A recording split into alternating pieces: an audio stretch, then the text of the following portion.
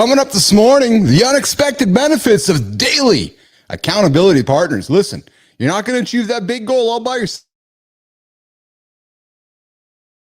With Keith and friends.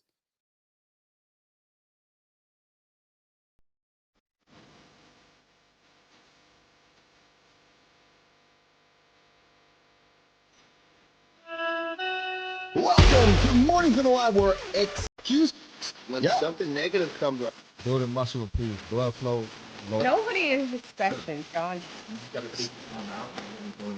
If the lady's saying that, you're just super be entertained by fun over here. How if I slept? Because my sleep's been good. Is that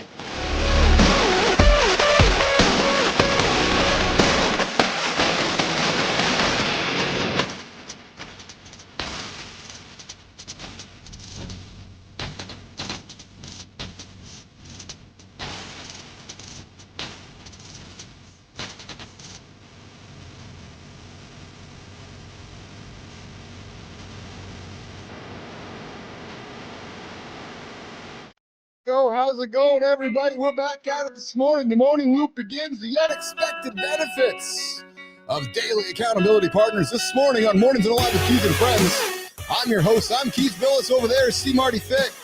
Our good friend Christopher Martin's been here since day one.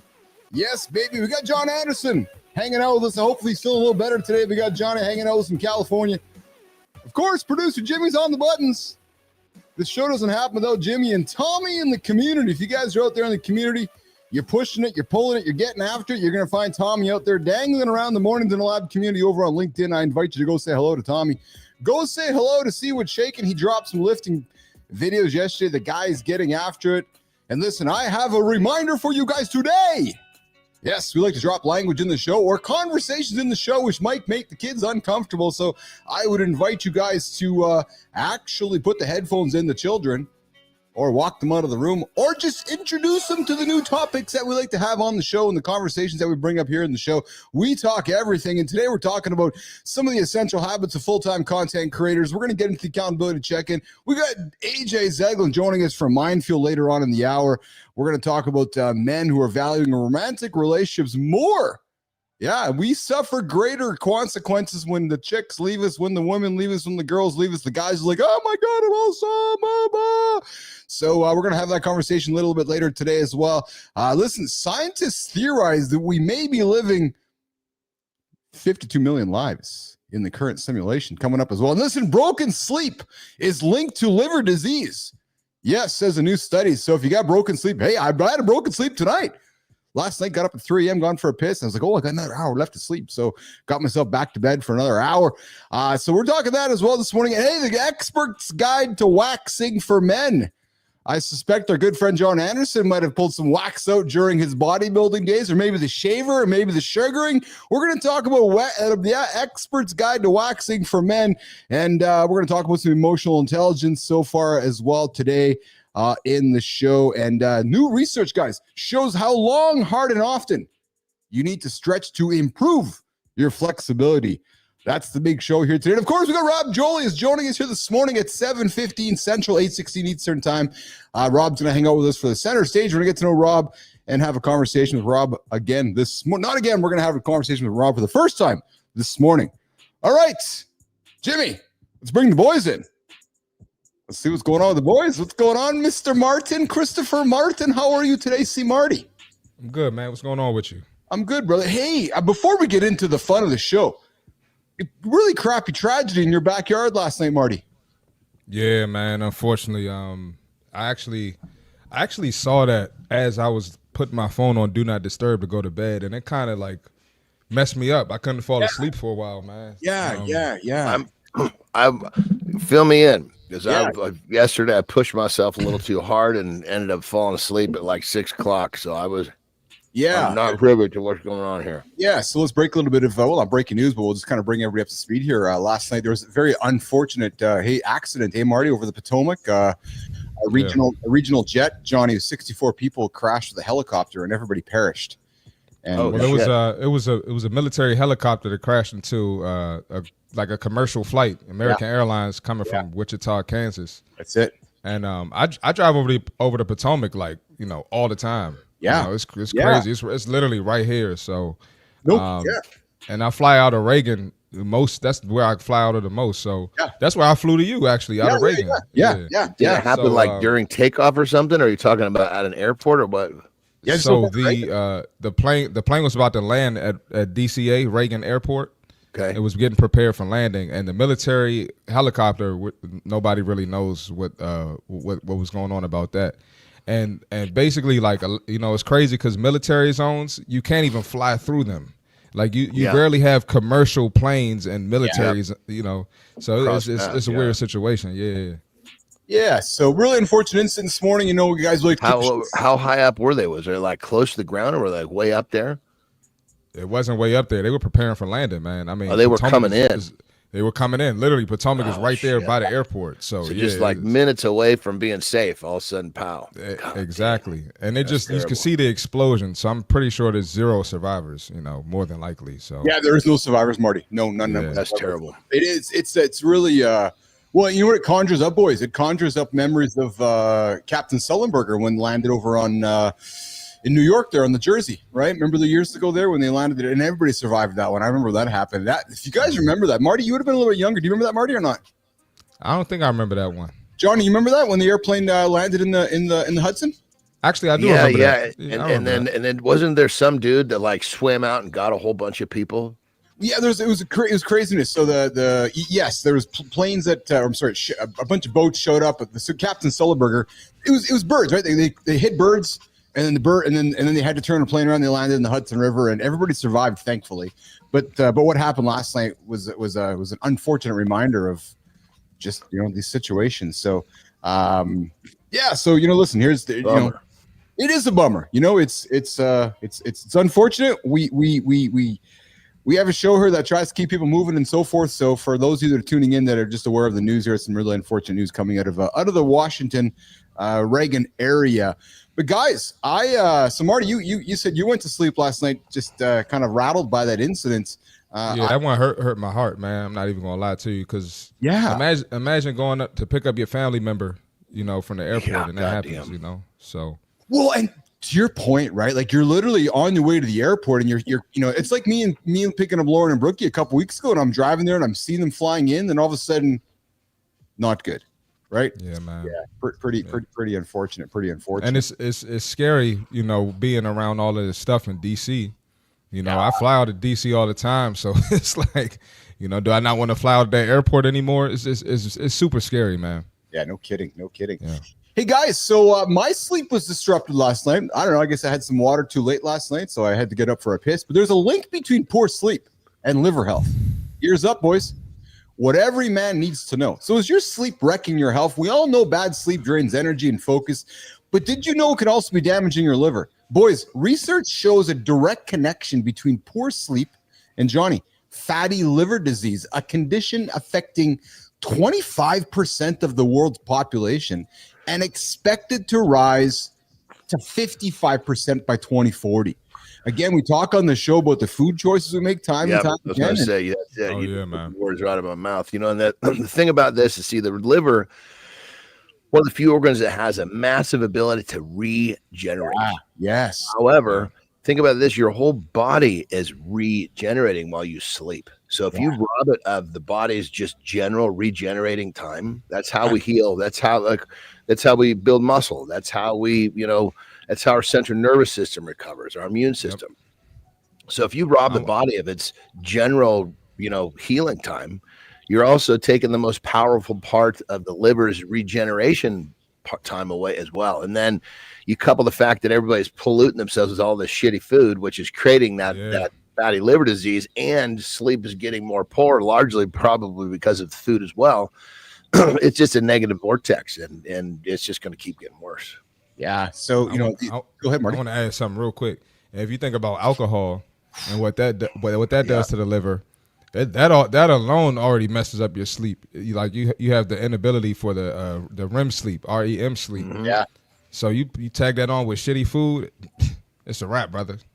Well, you're getting double tagged, eh? Because you're not only killing your liver with the alcohol, but your sleep quality is shitty. So, you're waking up and you're not getting any benefits from it, right? So, more nighttime awakenings, guys, 55% more than healthy individuals. Lying awake longer, 113% longer than falling back asleep. This increased daytime drowsiness making it harder to function. Guys, your liver filters toxins, regulates metabolism. Poor sleep disrupts these functions. So it's just something to think about, boys. Fix your sleep to protect your liver. I believe there's also a study that talks about just on this level. So talking about sleep, brother, that people that have people that have a history, like long periods of they work a swing shift or whatever. Yes. Those people don't live as long. So when your sleep is poor and for extended periods of time, the life expectancy goes down. And that's a study of some poor. I don't have the exact stats, but that's something that's been really, really kicking. I got a friend of mine who works nights and somehow he's a government worker. Yeah. And I believe that they actually put this study in front of them so they could understand, hey, you need to make sure you're getting your sleep. Yes. Well, there's been some jokes around the kind of morning show hosts around over the last 50 years that get up in the middle of the night and don't get their sleep. And I'm saying it tongue in cheek, but there has been some kind of humor around that folks like what I'm doing, Marty's doing, and Johnny are doing, that if we don't get to sleep at night, it's like, it's already 3 o'clock in the morning, right? You got to be really disciplined with it. And guys, Matt Kundle said it too. He's like, I really respect that you guys consistently show up every single day for the show. Hard to do, right? So, but guys, fix your sleep, protect your liver later. Rick Clody coming in with some comments. Good morning, Rick. I'm still working on your name, brother. Stick to your sleep schedule. Create a sleep optimized environment. You've heard Johnny say it many times. Get rid of the phone, put it into another room. When the alarm goes off, get up and go get it in the other room. Watch your diet before bed. Johnny, a little nugget before eating before bed. I know you have a good philosophy on it. What's your philosophy, Johnny? Well, I think it's kind of first off, people that think you're not supposed to eat before bed because you're going to get fat. Well, that's because you're put down the Cheetos. That's the first thing. Then the second thing is, if you're eating the right foods and your body needs some nourishment, there's nothing wrong with that. However, before bed, you want to make sure that you're not putting so much in your stomach that you're creating a big task for your body to digest.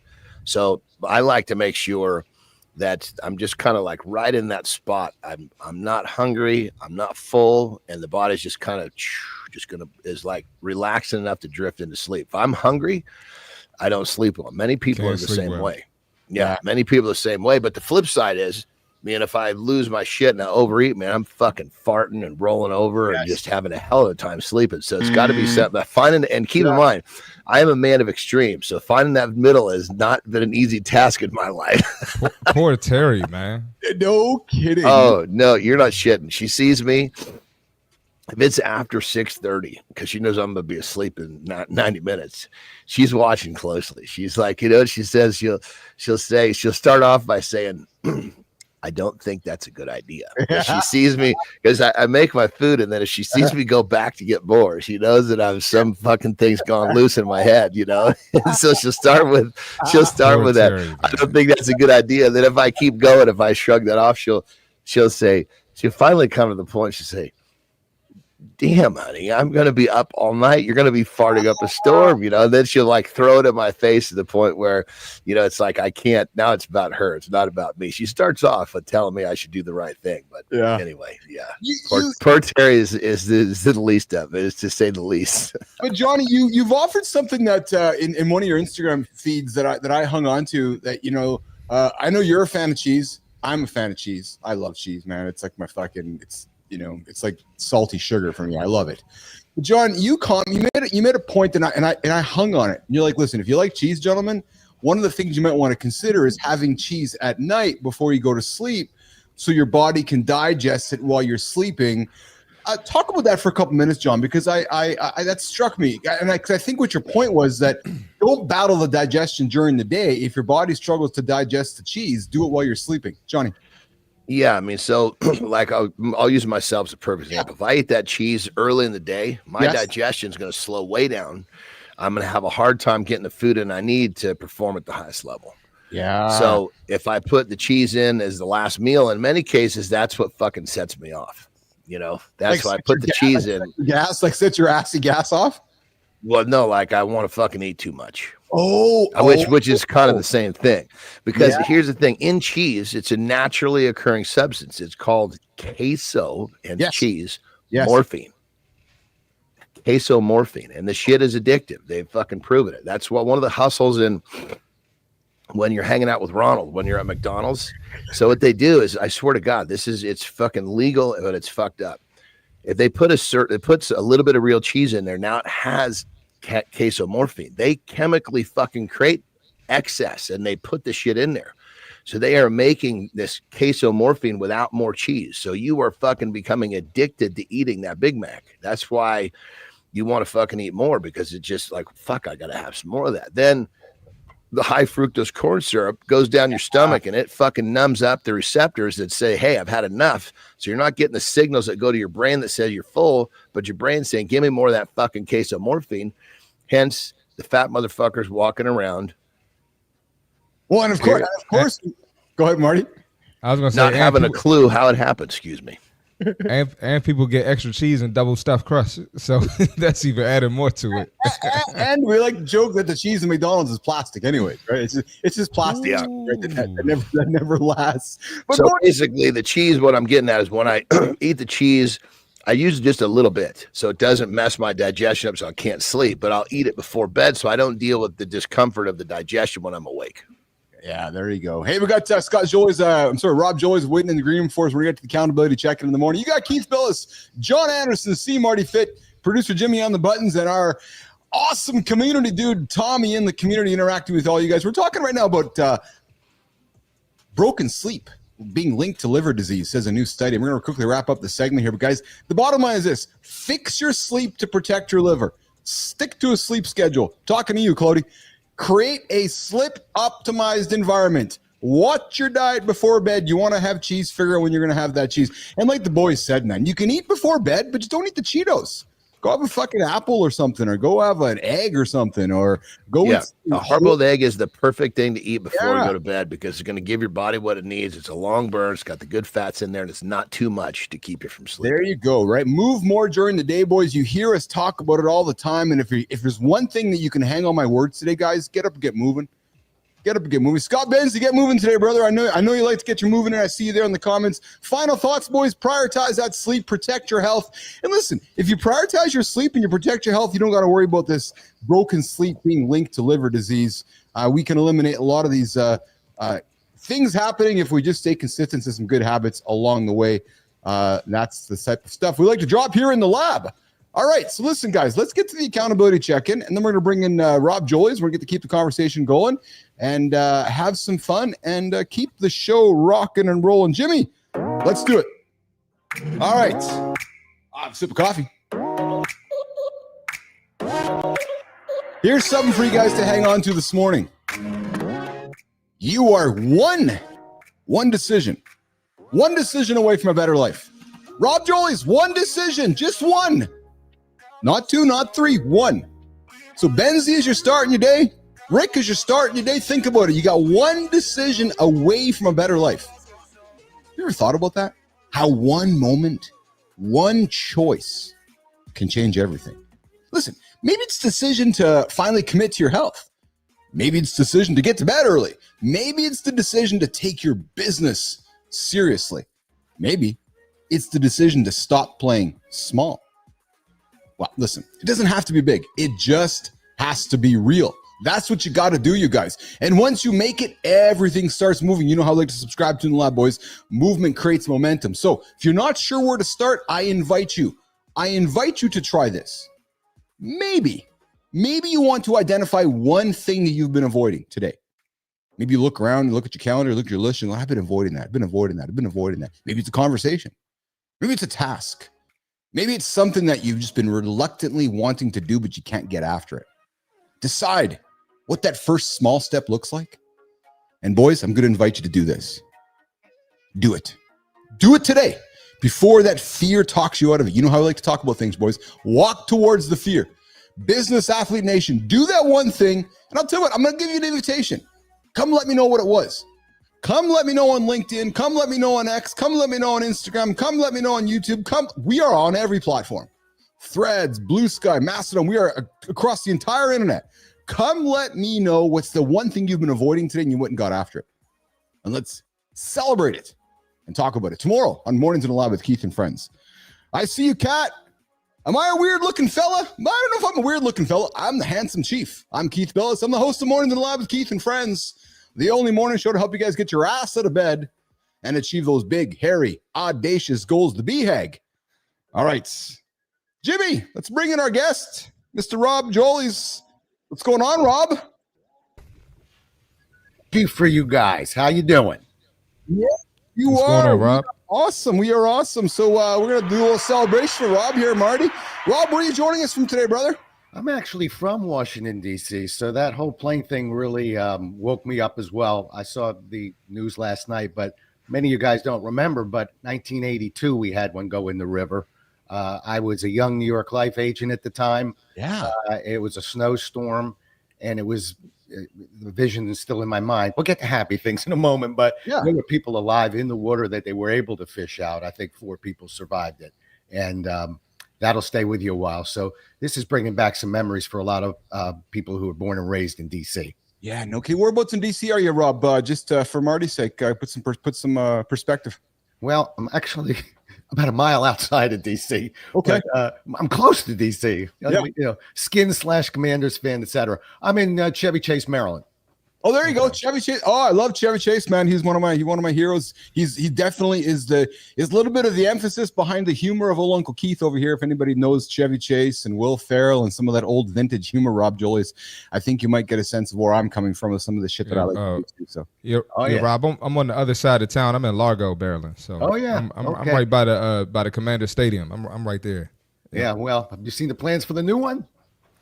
I have. Yeah. I mean, it's a couple $2 billion worth of stadium there. So Yeah, it's time to pack this one up. We had it long enough. Yeah, let's pack it up. Well, I knew I was in trouble. I was a season ticket holder, and my price went down when that stadium went up. I was moving up to the rafters. Yep. oh man. So we got Rob joining us here this morning, guys, and Marty. What's up, Rob? How are you, brother? Sorry, I was a little late moving a little slow today, taking a piss. Hey, you already taught me something about that boiled egg. I had no idea. Yeah, I'm going to remember that one. Thank you. you got it, brother. I'm telling you, Rob, one of the greatest things you can do is we got some merch coming out with John Anderson's face. They're called egg stickers. You put them in your fridge and you have his smiling mug just encouraging you to eat that egg. Well, that will help you take some weight off, I think, because you see that smiling mug and maybe you leave the refrigerator alone. That's it. Marty, why don't you throw our morning question to Mr. Jolies? A couple of Washington boys here. Marty, throw it at Rob and let's see the response the young man gives us. Let's go. Bring it on. All right, Rob. The morning question. Yeah, man. What is your morning routine? My morning routine is usually a cup of hot tea. I actually put it in a mug that looks a lot like a Starbucks mug because, like you all, when I have guests on my show, I want them calming down. So it's funny. I've never been to a Starbucks or to a coffee shop that made me feel worse. So I'm hoping sort of psychologically I'm throwing a message to my people who are listening to me going, for some reason, I talk to that guy. I kind of feel relaxed. So I grab my cup of tea, usually get up here. I'm a professional speaker, so I'm either in town or out of town. And if it's out of town, I'm in that room at least an hour beforehand, setting up and just getting the music going and getting that workshop ready to roll. Right on, brother. How often do you speak? It depends on the year. Pandemic, not so much. Doing a bunch of virtuals. But on a good year, I can go 50, 60 programs, keynotes, workshops, seminars. I got about 3 million miles in the air. Wow. That's So you're what's up. talking like every weekend. Well, I hope not to do weekends. We pros don't work on the weekends. Well, forgive me, but we're talking about one a week. Forgive me. Yeah. No, it's fine. That's when I'm hot. Sometimes it cools off a little bit. And so we do, I write books, I do other things. Keep it going. A lot of little side hustles. 16 years as a live auctioneer for charities, bonded and licensed. Right on, brother. Dude, don't ask me to chant. Everyone's like, get on the box, monkey, and do your chant. No. Hold on a second. I'm sorry, Rob. This is my show. All right, I'll do it. Yeah, let's go. I was gonna say, let's hear that stuff. A little better than that. Let's go. First, I'm going to tell you a secret. Yeah. We actually warm up. Okay. And the way we warm up is we do scales. So the sneaky little thing is when you hear it run together, there's usually a little bit of gibberish like you just did.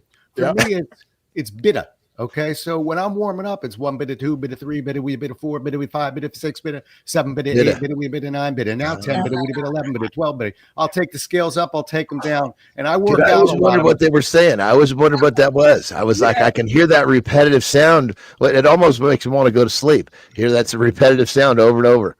Well, the funny thing about the chant is everybody wants to see it, but I figure I'm a pretty lethal auctioneer because.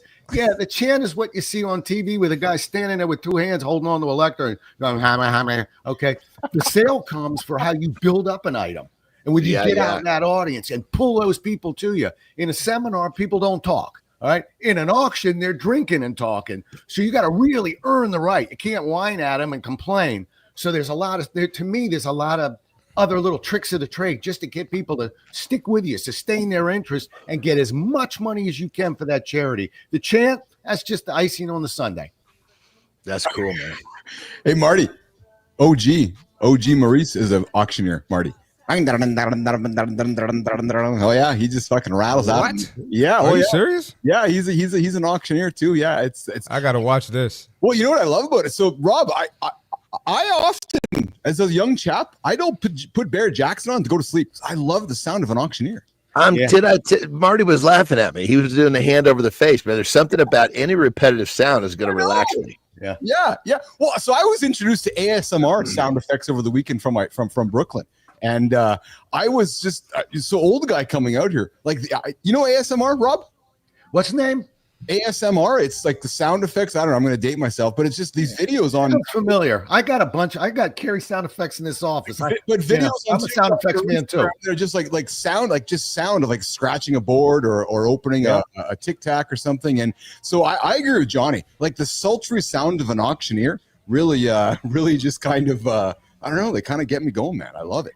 I think the cool part, for me at least, if you watch me as an auctioneer, I think I was impacted by Let's Make a Deal and Ronnie Hall. So one of the ways I keep people interested is if we're gonna auction off a cruise, I want to get out that audience with a couple Starbucks coupons and some trivia questions. So they're quieting themselves down. And so now what we call it sometimes salting the audience, where we just add a little spice to what's going on. Yeah. Now they're telling each other, I want to hear this guy. Now I got him with me. Now I can start really selling that item. The psychology of an auctioneer. You want to like entertain them.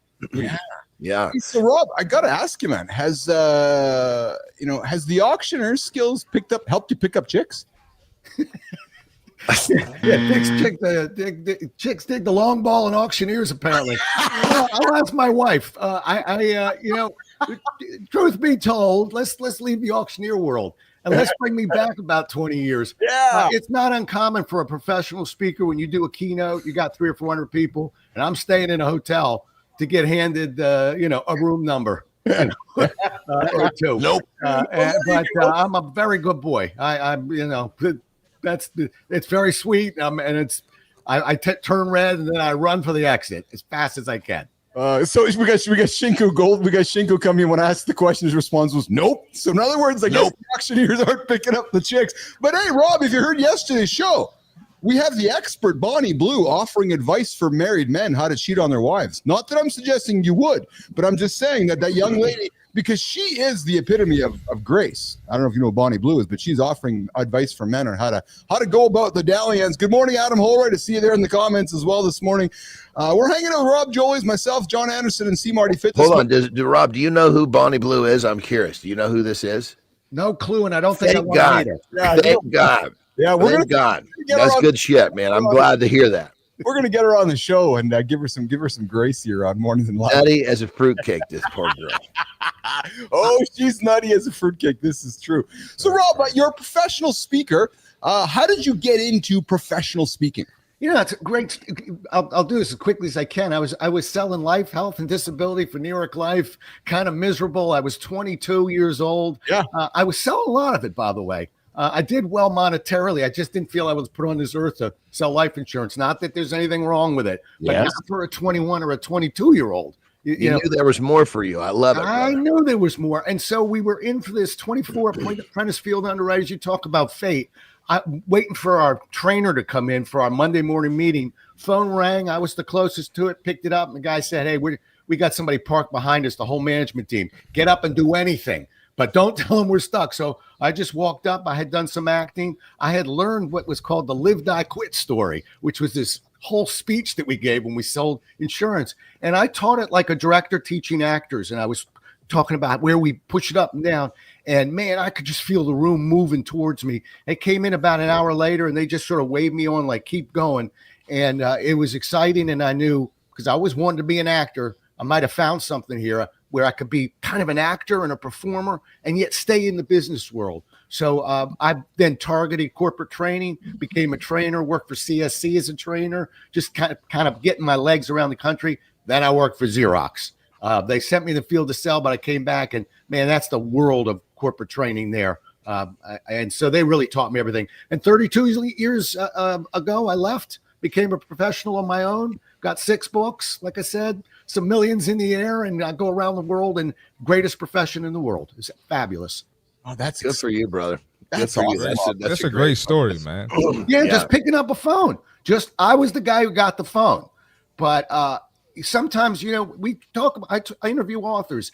I never ask an author how you found your book. I ask them how the book found you. Yeah. And I think what you find with people in careers, I say this to people who are listening, maybe you're struggling or frustrated, hang in there.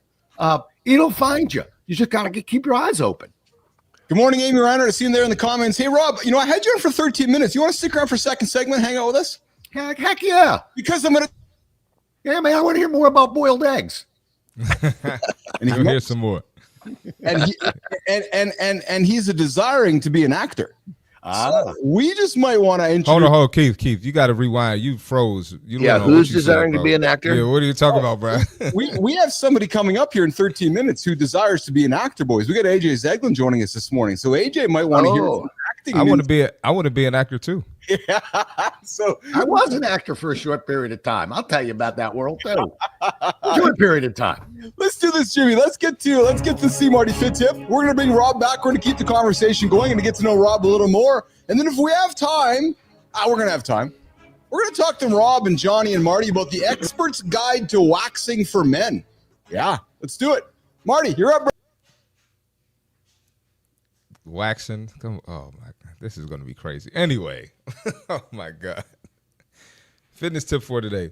All right, this is for anybody who's hired a trainer or hired any type of, hired a trainer or started any type of program to excel in their fitness, right? Get to the next level. You have to understand that when you're with the trainer, you really got to lock in, right? And I try to tell my clients this all the time. My job is to not train you forever. Realistically, I should train you 3 months, 6 months, maybe a year. You should be able to fly on your own after that. Now, you can continue to pay me. Look, I'm always going to take some money. But, right, you got to be learning the habits. And if you're not, I'm not doing my job or you're not doing what you're supposed to do when you leave. So always remember that the trainer isn't someone you should depend on 100%, right? The trainer is supposed to set the foundation, right? And then you go ahead on your own and take what you learn from the trainer. You have to apply this for the rest of your life. I'm not going to be there. Johnny's not going to be there when you wake up. We're not going to be there at lunch. We're not going to be there at dinner. We're there solely for your workout or for your coaching call or whatever it is that we're helping with. But you got to walk on your own 2 feet. So always remember that in your fitness journey. You can't rely on the trainer 100%. Take what you learn, implement it in your life and lifestyle, and let's keep working. That's the fitness tip for today. You heard Marty. You hire him to get started, but he's not around forever. But what Marty does for you is he becomes that accountability partner to help you achieve those goals. And Amy Reiner, I see your comment there. I was about to say, let me expound on Amy's comment right there. Yeah, please do, Marty. Hey, Jimmy, pull the comment up, Jimmy. Come on, Jimmy, hurry up, man. Yeah. We ain't got all day, man. but Amy's comment right there says, meeting with a trainer keeps me accountable. Would never not have mine, but I get the point. It's money. But I guarantee though, Amy, when you're not with the trainer, you take everything the trainer taught you as far as nutrition, as far as your hydration, drinking your water, probably drinking your black coffee, not putting a whole bunch of sugar and caramel and chocolate and whatever in your coffee. I'm sure you use everything your trainer taught you outside of that. So you right on the same. We're on the same path, Amy. Awesome. Great comments from Amy. We're talking with Rob Jolies, Keith Billis, Marty Fit, and John Anderson. We're talking with Rob here this morning. Before we get into, I'd like to get into conversation about waxing. We're going to talk about accountability partners, the power of that. But Rob, before we get into that, you mentioned Xerox. I come from the world of Xerox as well. You're a Zeroid. I'm a Zeroid, but I'm going to tell you something, man. I learned more during those 2 weeks of training with Xerox than I have my entire life. And I would tell you, Rob, that much of what I learned there still hangs today. I used to teach those classes. We called ourselves the Green Beret of sales trainers. Were you at Xerox in Leesburg? Did you come to the training center? I went to the big Xerox training center in Toronto, Canada at the time there. So I went to the head office there. But Rob, just quickly, in a minute or less here, expound upon the values about how great Xerox training was and why, in many ways, that mindset, that skill set of just knocking on doors, movement to create momentum, why it still works today. Rob Jolies. Okay. All right. And I can do this in a minute. And great question. One word. Process. Yeah. Everything we did had a process. You didn't tie your shoe without some sort of process. But when you have a process, you have a way of measuring what you're doing. And when you can measure it, you can fix it. So we didn't just talk about creating urgency. We built processes around it. Yeah, we talked about objection handling, things like that, process. And we stylized it. But everything was repeatable and predictable. And one more thing, for people who've gone through corporate training or sales training, whatever the training you went through, big deal. Were you able to implement it? And so Xerox also had a strategy to not only put world-class trainers up there, unbelievable curriculum, real processes, but man, we drilled down on implementation. So you knew one thing when a Xerox guy would knock at your door. Two things, actually. One, whatever you're going to see is more expensive than anybody else's. And two, the person's going to be well-trained. It was a culture. Yeah. Why have we lost that today in 2025, Rob? I think, as a guy who's been in the profession for a long time, I think because we decentralized training. Most companies say, yeah, whatever. Here's a book. Listen to this podcast. So everybody's got their own little process. There's no culture. Yeah. And number two, we had this, people go, how did Xerox, they got into quality, but they held on to it. Every process they held on to. I give you one word because I was a manager. It was a condition of employment. We weren't asked, hey, if you feel like it, if you're in a good mood, how about you follow this process? We were monitored and watched, and you can't pull a process off a shelf, go visit a client if you haven't used it, repeatedly. So we all really drilled down, and we knew we were accountable. We couldn't advance without following a process. And it was, I still, to your point, I'll do a seminar. I'll have somebody come up, like an 80-year-old guy with a card, torn up laminated card. I went through PSS, professional sales skills, in 1904, whatever it was, and I still own my card. But that's impressive to me. Look, we only have so much room in our wallet. You're still holding that job aid. That's how important that sales training was. That just warms my heart. That's classic Xerox story. Yeah. Rob, you mentioned accountability. I want to get that in a quick second. I have some comments here. I got Shinko coming in. I know a guy that went from ink salesman to making $200,000 a year. Yeah, true story. And then fit presenter Rob, we got Mike McQuillan looking to connect with you. He's like, just connect with you on LinkedIn. I'm all out of personal connections for the month. Just know that I'm from the Business Athlete Lab. That's Mike McQuillan. Good, solid dude. He's been on the show here this number of times. Good. I would encourage you to connect with him as well. Absolutely. We're here to talk about the unexpected benefits, daily accountability partners. Rob, you mentioned accountability with Xerox. Let's lean into this whole idea of accountability partners and the value of that in sales, in process, in moving forward through life. Rob Jolies. Yeah. You got somebody looking over your shoulder. I tell people who want to write a book, for instance, I say, you need a button that says, ask me about my book. Okay. And most people go, well, why would I want to do that? Accountability. Because if you're walking around telling people I'm writing a book, you show people, guess what they're going to do? How's that book coming along? Okay. We don't want to get asked that question and strike out. We'll go 8 more pages today. I got 4,000 more words in this week. Whatever it is. I think the key is it's instinct versus logic. Our instinct is to get real quiet when we're trying to achieve a goal. Logic states we should tell the world, put the pressure on yourself. You'll get it done.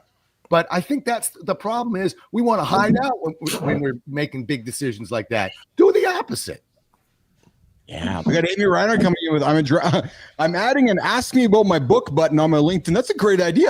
Yeah, ask me about my. So you added a button that says "Ask me about my book." Yeah. I even when people are looking for work, by the way, and I also about 16 years I volunteer, help people in career transition.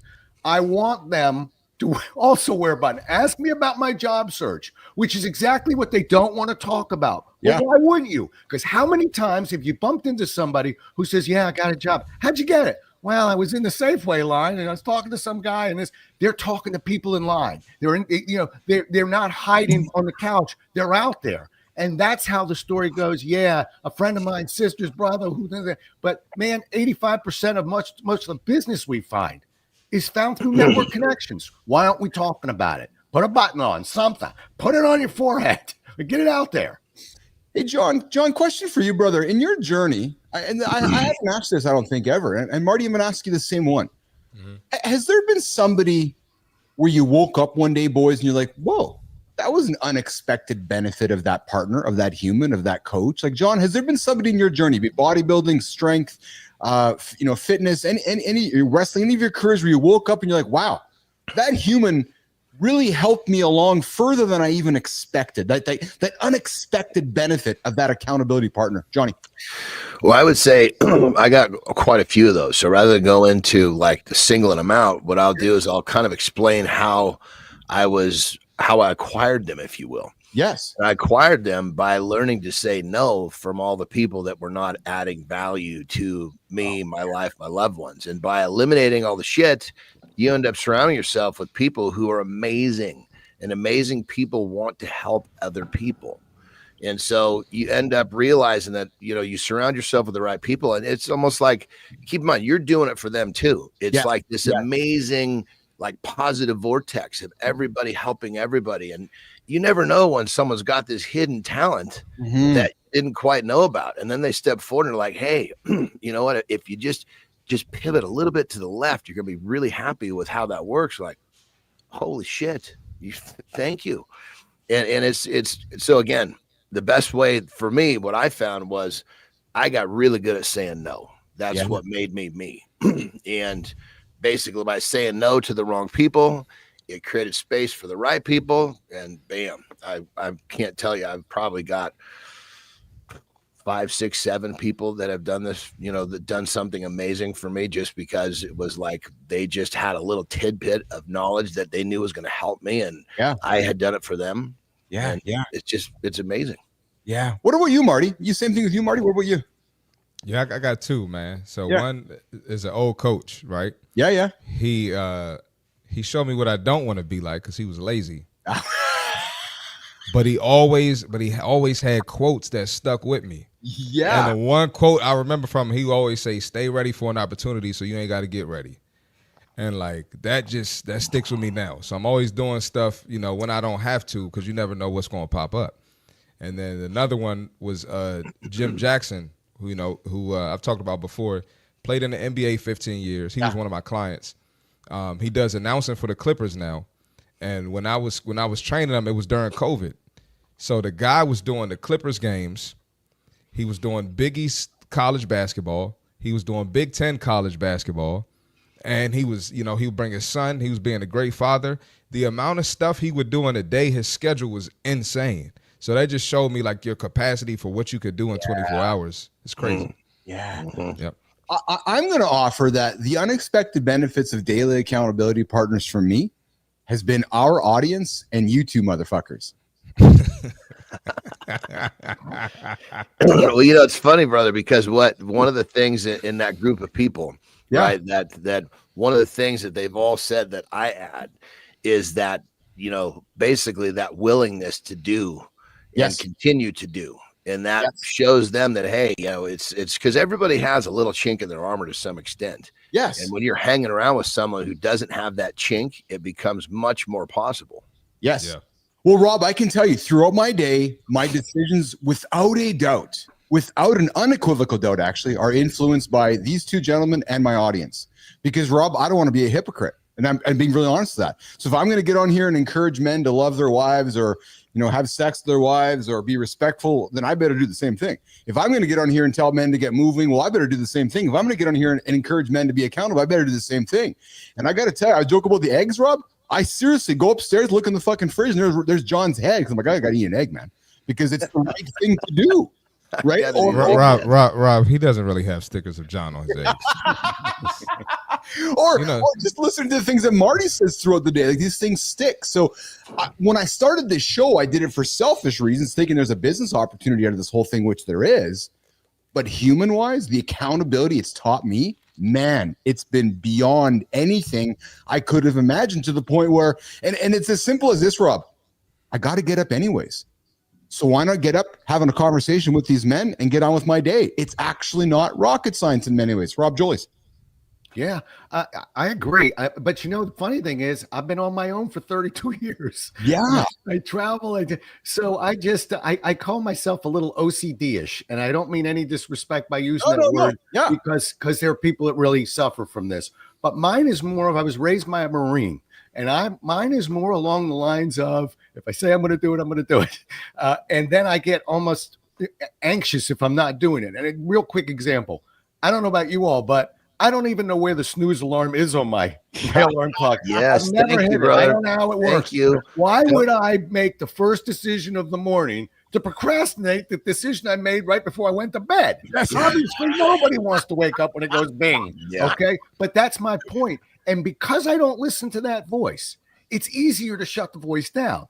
I'm actually, and allow me my fear here. Yeah. I'm actually afraid if I do give in to certain things, when my voice says, I don't want to do it, I'm too tired, I don't want to, if I give in, how much louder is that voice going to be tomorrow or the day after?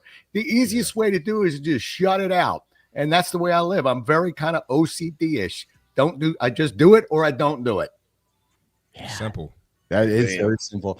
Hey, you're having Keith Billis, Marty Fit, John Anderson, and our guest Rob Jolies here. We're going to get to the lifestyle tip in a second. Then we got AJ Zeglin joining us from Minefield. We're going to get into why romantic relationships matter more to men than we think. But first of all, boys, let's get real. Shinku, ears up, boy. Shaving is a hassle. Razor burn, ingrown hairs, daily upkeep. That's why more men, Johnny, I'm asking you, man, are turning to waxing. I'm thinking during your journey of getting through bodybuilding and wrestling, you had to make some decisions, pal. It's cleaner, it lasts longer, maybe it's sugaring, and it leaves you smooth, Rob Jolies, without the constant battle against stubble. So what are the most popular waxing spots for men? Well, back and shoulders, eyebrows and nose, chest and arms, and yes, the Brazilian. So, how to prepare for your waxing session, let your hair grow, exfoliate, stay cool, hydrate, and what to expect, boys. It's going to sting a little bit. Johnny, have you waxed before, brother? Or how have you exfoliated the body hair during your journey, Johnny, of getting on stage and wearing the skimpies?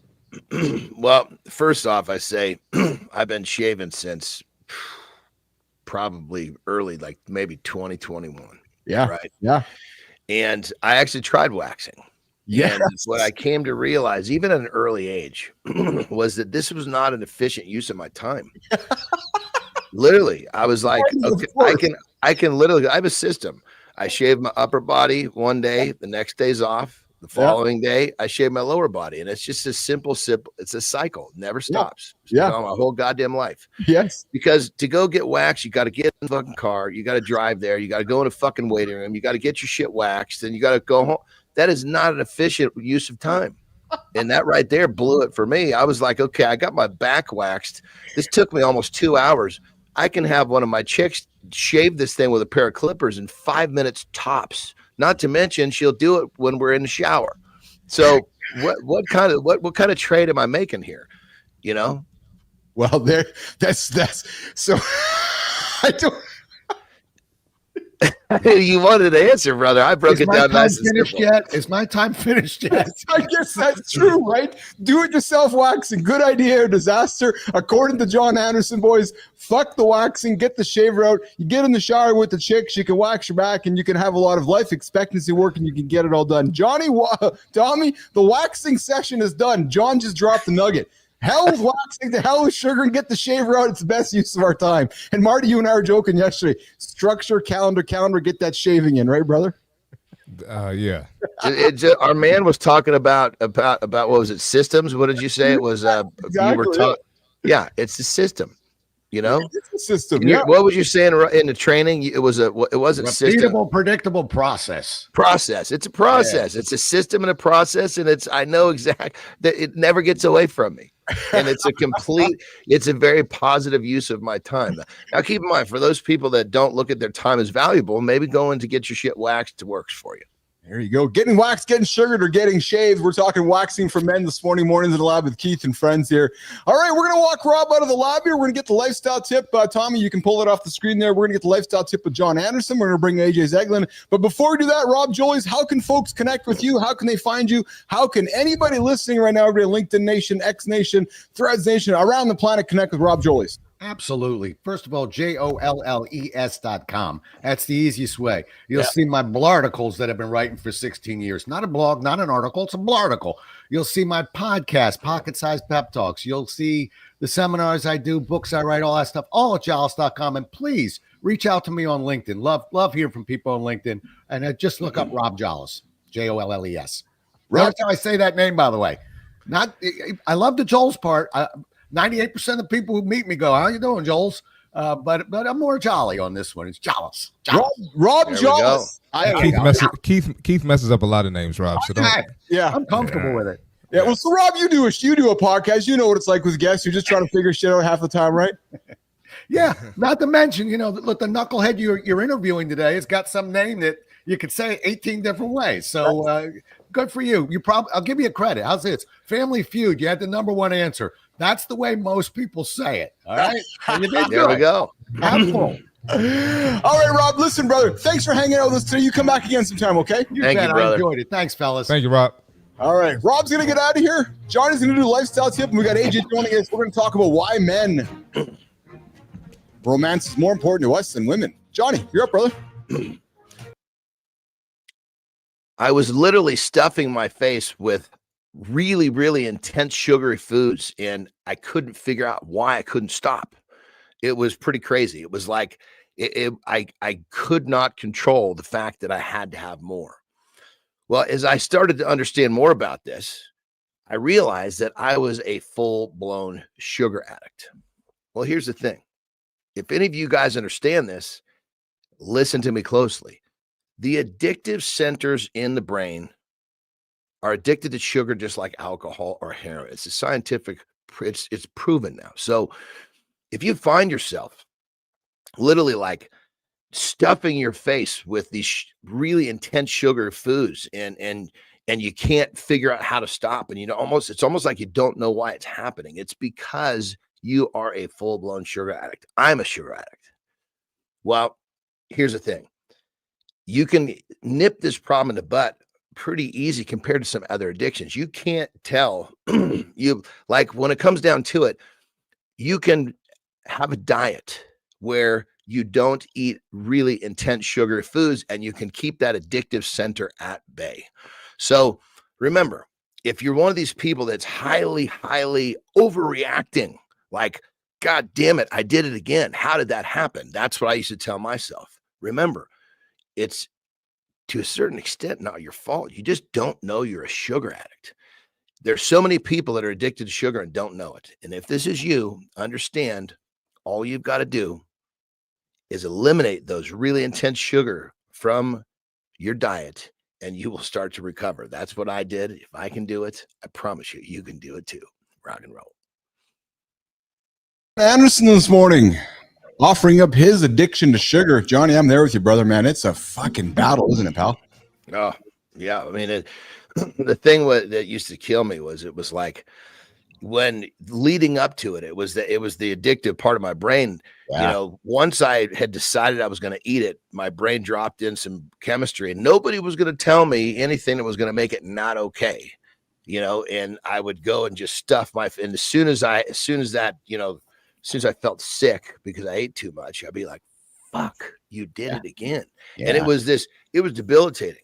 It got worse every time, almost like someone that can't believe they got high again, when they're trying to stop. And it was brutal. It fucks with your head, man. I've been there. Oh, it broke down my self-esteem like I can't even tell you. Yeah. All right, we're hanging out with AJ Zeglin joining us, the actor. AJ's joining us here this morning. AJ, did you get your hair done this morning, brother? I'd say he's looking a little trim. He normally wears a hat, though. Yeah. Something's up. I just got it done for you guys. Whoa, well, Mr. Zaglin's bringing the look this morning. We're loving that. Come on, man. Yeah, that's man, just styling and profiling with Mr. Zeglin. AJ, I threw something in your inbox last night that I really was eager to talk to you about today, which is I suspect us men think it's the women that are the romance lovers and all want the romance and are affected by when shit goes sideways. But AJ, according to a forthcoming article in Behavioral and Brain Science, romantic relationships are more central to men's well-being than women's. And AJ, I was startled by this, man, because society tells us men are emotionally independent, that we don't need relationships as much as women. But the truth, romantic relationships are often more essential to a man than most people realize. AJ, let's talk about it, brother. Yeah. So, I mean, very interesting. Definitely catches your attention. Yes. I have not, like, I would have to obviously look into this and read everything that they did and how they, conducted the study or where they got the information from. Yeah. But, I will say it's probably not a stretch, just in the way that, what they do know for sure is that as we age, women do a better job of keeping a closer group of friends than men do. Yeah. Right. And so, what I think, this article could be related to is kind of along those lines. Right. So if you're a male and all of a sudden you've lost this close group of male friends that you have in these meaningful relationships, and now the only meaningful close relationship that you have is that with your spouse, your partner, then that becomes everything for you. It's really integral. Now, if your wife or your partner is keeping a group of close friends and they have more, then it's not that the romantic relationship she has with you isn't important, but it's maybe not the only meaningful relationship that she has, right? Yeah, and what struck me, AJ, about this was that when I get into a little bit here, the benefits. Let's get into the benefits of being in a relationship for men, right? For men, it's better mental health, less stress, anxiety, depression. For men, improved physical health, longer life expectancy, lower blood pressure. For men, higher life satisfaction, emotional connection, making all the difference. And AJ, what struck me with this one, and you just said it, right? Why breakups hit men harder. Men are less likely to initiate breakups. When relationships end, men report feeling lonelier and more depressed. And I think you said it, AJ, because when we lean on our wife or our spouse and we've left and we got no boys left, we're like, now what? Right. And, and how men can build stronger emotional support systems is by deepening friendships. But it struck me, AJ, and I think you nailed it, pal, is that women do such a good job of keeping those connections through their marriage with their men. But then when the men and the women break up, the men seem to be quite lost. Yeah. I mean, because I think they've just kind of shrunk their circle so small to where it's just them now, right? Yes. Or it was just them and their partner. Yeah. And there's a bunch of interesting, when you look at the statistics. So I do know that, over 70, I think it might be 72% now of divorce is initiated by the female. And I think when they have looked at that. Is it really? I didn't know that. That's crazy statistic. Yeah. Yeah. You're almost at about a 50% divorce right now overall, and 72% of the time it's Keith's got up there 70% of divorces. Yeah. And but yeah, I think the last stat I had read was 72%. And then in some countries it was as high as like almost 80, I think, were initiated by the female. Well, and here's it's interesting too, Johnny. I was going to look at you, Pop, because we've talked about just your relationships through life and so forth. But research indicates, Marty, that single men are more likely than single women to actively search for a partner, and men are more likely to idealize romantic connections. AJ, and I'm wondering, I don't know about that one.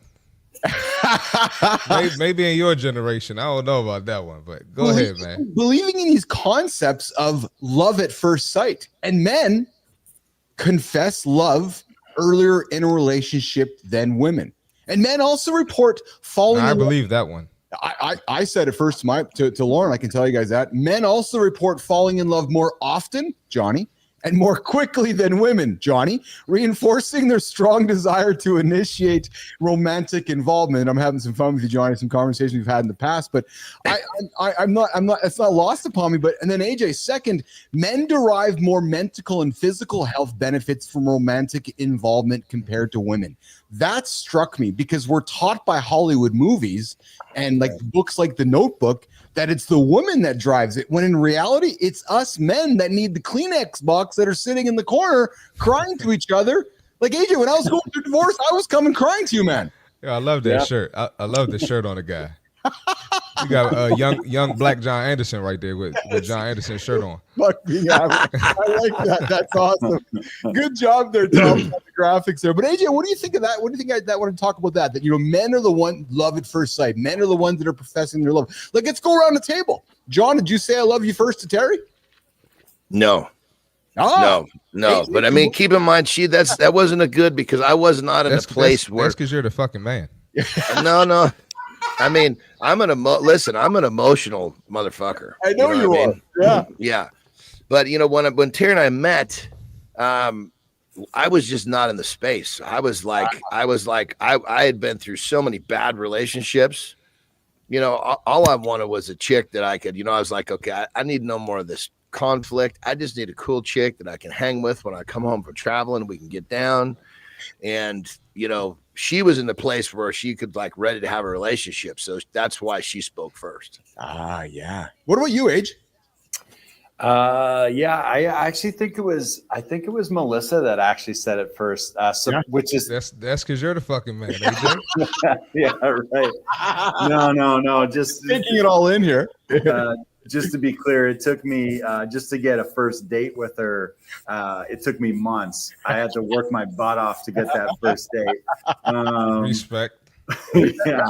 I was definitely the one actively pursuing her, and then but then, you know, I think once it finally happened, I do think she said it first, but I am kind of surprised by that, because I do feel like, you know, between the two of us, I guess if I had to rank us, I'd maybe be a little more of a softie than she is, you know? Well, and I am with Lauren. Like, I am for sure the softer, romantic, loving, you know, right. I absolutely am. And now we go around the table to Marty. So Marty, are you going to be the one saying I love you first, or because you're the fucking man, you're not going to be? I was going to say, if John's the fucking man, if AJ's the fucking man, and I'm on the show with these guys, who do you think? No, I'm playing. But in my past relationships, I've been the one to say it second. So okay. Yeah, well, you know, here's the thing, though. I mean, you got it took me a little while to.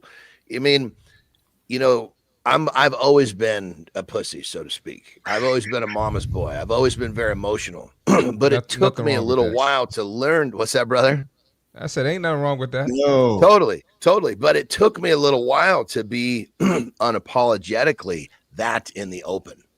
You know what I mean? Mm-hmm. And so once I was there, you know, I was good, and I learned to do that last. I learned to do that in so many areas of my life, but then to a female that I was falling in love with, that was probably the last section of me becoming unapologetically me.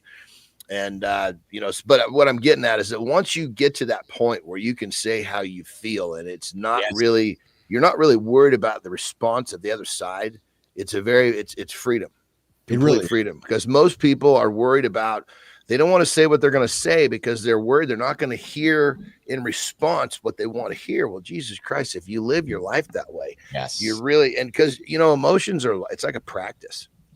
Yeah. You have to practice staying in touch with them. You tuck them away too long, and it's hard to, you know, it's hard, at least for me, because there was a period where my first heartbreak. Oh my Lord. I mean, talk about, I was like, even my own mom was like, okay, listen, son, you got to straighten this up. You know, I'm here for you, but you know, she was like ready to kick me out of the house. You know what I mean? So I was just doing dumb shit, you know? Anyway. Oh man, he was tore up.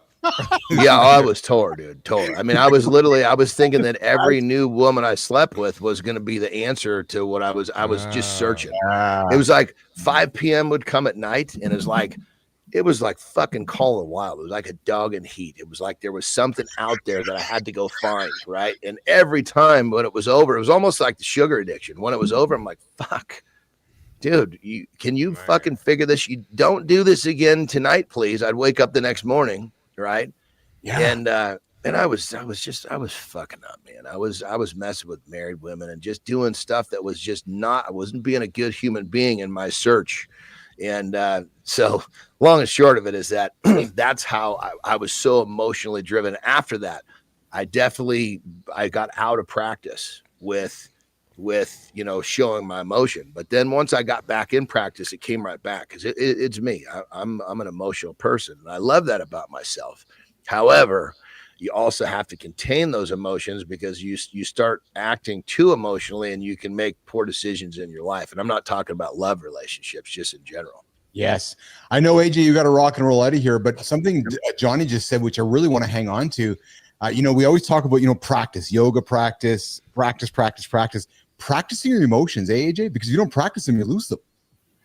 Yeah, well, I think it's just like being aware of them, right? Like if we just ignore them for so long, and we have zero awareness or zero acknowledgement, that's not good over the long haul.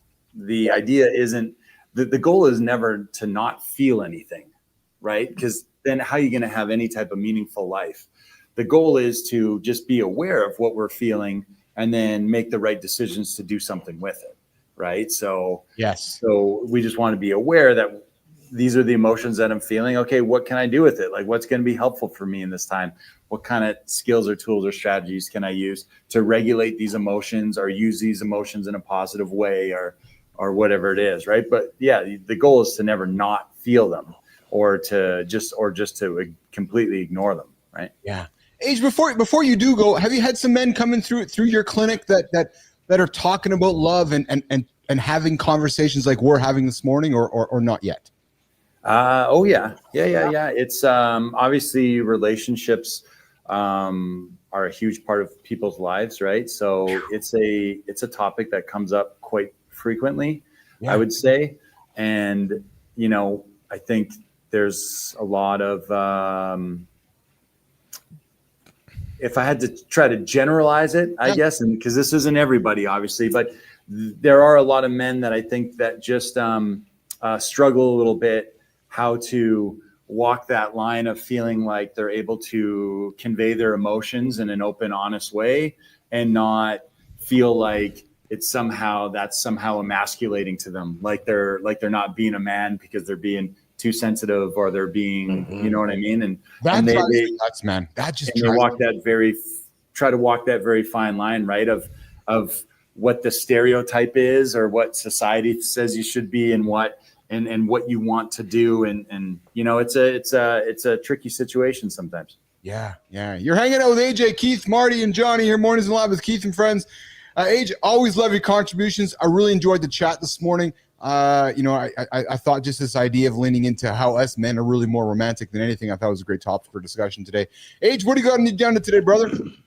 Oh man, you guys could probably guess already, but I'm back in the gym, and then this afternoon I'm with clients at my clinic, watching my kid play hockey, and then I get home and I'm on Zoom calls with more clients that are from out of town. So beautiful, yes, beautiful. Sir.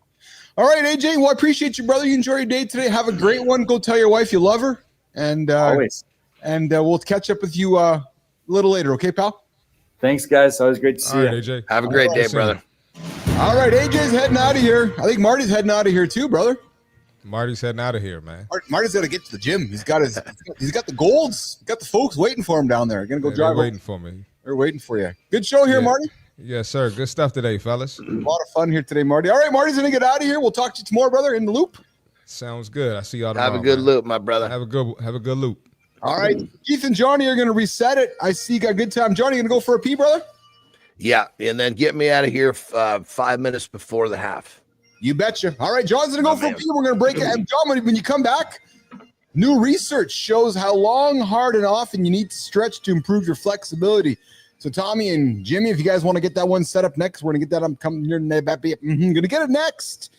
Listen, you are hanging out with me. I'm Keith Billis. I'm the host of Mornings and Alive with Keith and Friends, the only morning show to help you guys get your ass out of bed.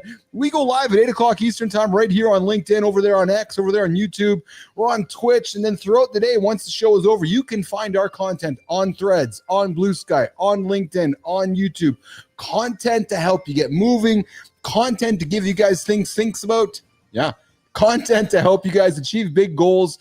Content just to help move you through life. That's what we believe in here in the lab, is giving you guys good stuff to do here. All right, let's look at the comments here, Jimmy. We got good time coming in. When you find the right one, it should come neutral to express your feelings. I agree. Good time. That's why I tell my wife nonstop how I feel about her, because it's natural, and I don't want to hold it back. I'm really trying to live a life of no regret. And you get this good time. You get to our age, like, yeah, what the hell? What are you waiting for? Like, why not say it? Why not feel it? Why not emote it? I really appreciate those comments there. Good time. We also got who else we got here? We got Shinku coming in with the comments as well. And Lauren, I said it first, baby. I know I said it first. I put the note on the bathtub there, and I said I love you. And then I know I also brought it up along the way in our journey together, where I know I expressed my love first for my wife. Why? Because I'm a man. Yeah, and that's just what we do, man. We tend to express ourselves to our wives before that they express it to us. All right, so first hour here, we got into, we kicked the show off, guys, with broken sleep being linked to liver disease. Some studies are coming out that if you're not getting your sleep, there's some research suggesting that liver disease might be creeping in the shadows there if you're not getting adequate sleep. It's just the principles we talk about here on the show, right? Get up, get moving, eat good quality food, eat whole food, try to minimize alcohol or not even have any at all. And you're not going to have to worry about some of these broken sleep studies that we talk about when it comes to affecting your sleep. Hey guys, listen, you guys that are regularly tuning into the show, I invite you guys for feedback. I want to hear from you guys. I want to hear what's working, what's not working, what you guys are enjoying, what you're not enjoying.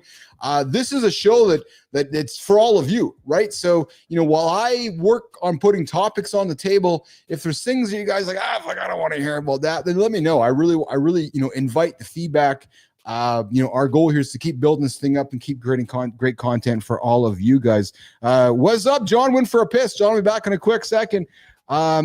Yeah, good time. Exactly. I just lost a good friend last week. Don't wait to tell people. Exactly. Good time. So you know what? This is probably a good time to remind everybody that if you got somebody in your world that you feel special about, send them a note. Yeah. Call them today. Drop them a text. Tell them you love them. Tell them you're thinking about them. And listen, man, if you're not comfortable with the whole idea of saying I love you to another man, just say, hey, buddy, I'm thinking about you, man. What's going on? It's okay to offer that up. We want to hear it, boys. We absolutely want to hear it. And I know sometimes we all get too caught up in thinking that, does somebody want to hear that kind of feeling? Yeah, we do. We want to hear about how others are feeling. So let's not be afraid to take some time to affect somebody else's mood today. And, words are powerful. Johnny, some new research. I'm all about research and science and bringing stuff for us to think about. But, John, new research is showing how long, hard, and often you need to stretch to improve flexibility. And we always talk about on the show, which is, can you touch your toes? Not you, John, but anybody listening right now. Yeah. Can you touch your toes though bending your knees? Can you reach overhead with feeling tight? Because if not, you're not alone. Most guys, I think, John, don't think about flexibility until something starts hurting. I know a lot of dudes, Johnny, at the hockey rink, just guys in my circle that, make cumulative decisions. And then I start hearing this, my back hurts, or I can't touch my toes, or this or that, right? And here's the deal, guys. Flexibility is strength, right? But we don't talk about it enough. Talk about the idea of flexibility. I'm going to get into some of the science of this. Well, I think the first thing that most people run into, like you said, is they all of a sudden they have a problem. Now they start to deal with the problem. Yes. What you should do is basically have a rhythm of life that keeps the problems at bay. That's the first thing. Yes. And so, generally speaking, a lack of flexibility means lack of movement. Yes. Because if you're moving, then your muscles are going to stay loose, right? And so, like, perfect example, one of the things that I do that helps my hips and my back unbelievably is burpees, because you have to squat down low. The movements, the path of that movement keeps so many parts of me opened up. Yeah, If I'm not doing those, I don't have to do them every day, but if I didn't do those for months, I would get much more tight in different parts of my body. That's why I like those. Yes. Because those, I don't have those passive movement in my life without them included in my life. Yeah. That makes sense. Absolutely. Yeah. Yeah. So usually when people sit at a desk too long, lack of movement, meaning there's all sorts of muscles that are starting to tighten up. So then the flip side is most people. So if you don't want to do, burpees like my plan, I do burpees for, obviously flexibility. They're also a bitch. I don't like to do them. So I have to overcome this adversity, blah, blah, blah. Yeah. But here's the thing. If you stretch just a little bit every day or on the days you train, it's that work over time. You'll not have a problem. So my simple piece of advice is whatever muscle you train, when you're done, spend 2 to 5 minutes. It could literally be 2 if you need to. Stretching. The muscle's already warm. It's broken down. It's it should be very flexible at that point. Obviously, you got to wait for, if you got a massive pump, wait for that pump to chill out just briefly. But most people don't have that issue where you're so pumped that stretching hurts. If you do have that, just give it a quick minute. But a couple of minutes of stretching. So if you train your chest, walk up to a squat rack and spend a little bit of time, and put your, you put your arm up here and you twist into it, stretch your pecs. If you did your legs, spend a couple of minutes stretching your legs. And if every time you train a muscle, you stretch it, this whole thing becomes very simple, and it's a simple habit stack. Well, I what you just offered is fact, because this article talks about how much stretching do you actually need. And the good news is, Johnny, is you don't need to spend hours on this. Studies have shown just 10 minutes a week per muscle. So to your point, 2 minutes a day, you're training for 5 days, there's your 10 minutes.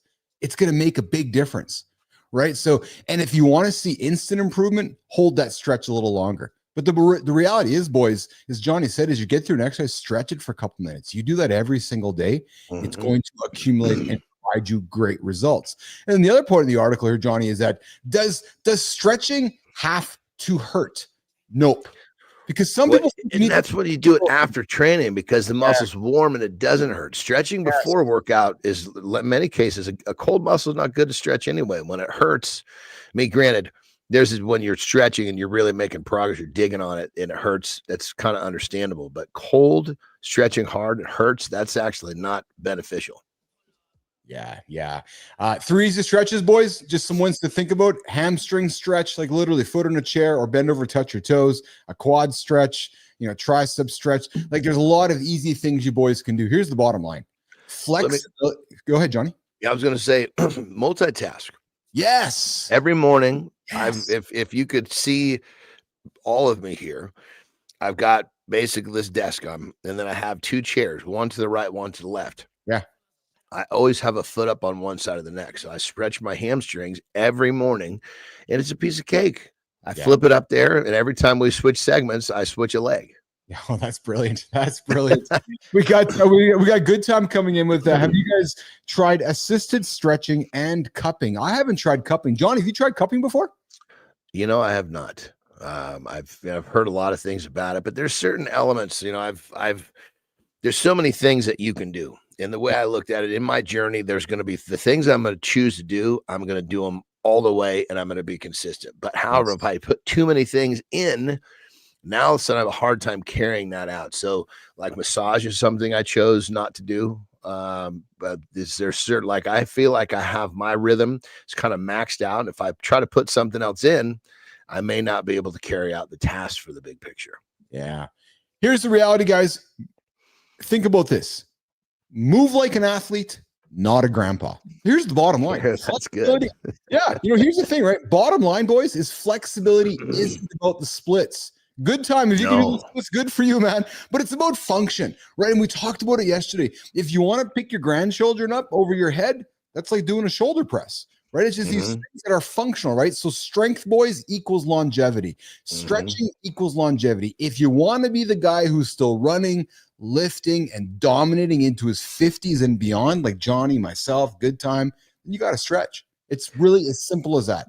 Because a stiff body leads to a stiff life. And that's not the kind of rigidity you want. Listen, boys, I know you want to be rigid. You want to wake up in the morning wood and be rigid, but you don't want your rigid body fucking aging to a point where you can't even use the rigid because your body's all aching. You can't even have sex with your wife because you're broken.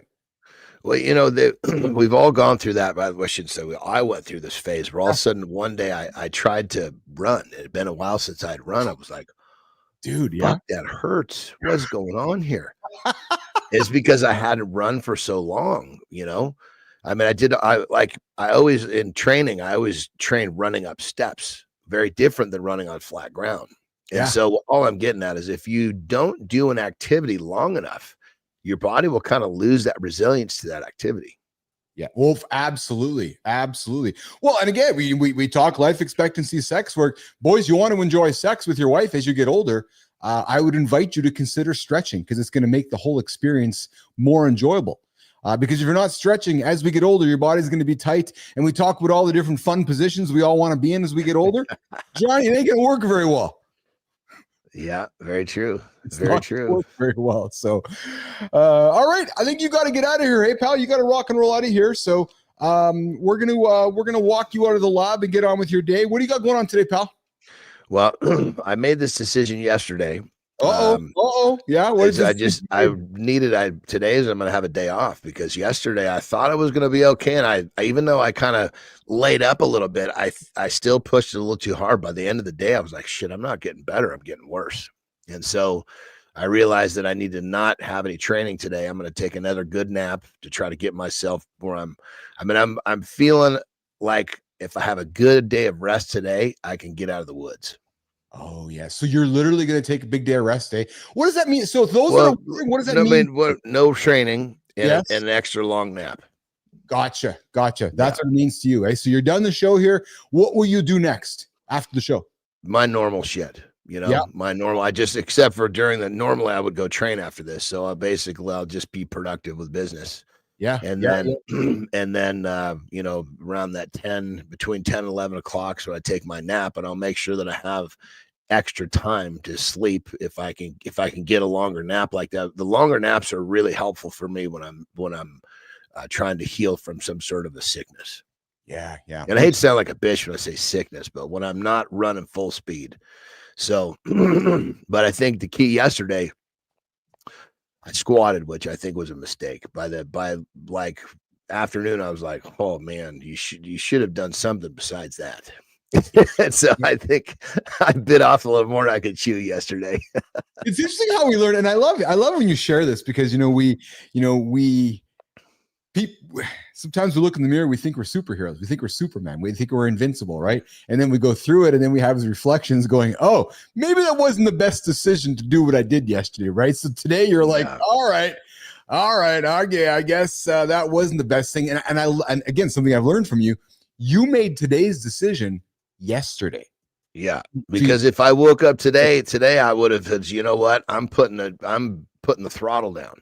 Yes. Like yesterday when I was like, I figured, okay, I'm going to come out of the gate strong and I'll back off on the throttle in the afternoon.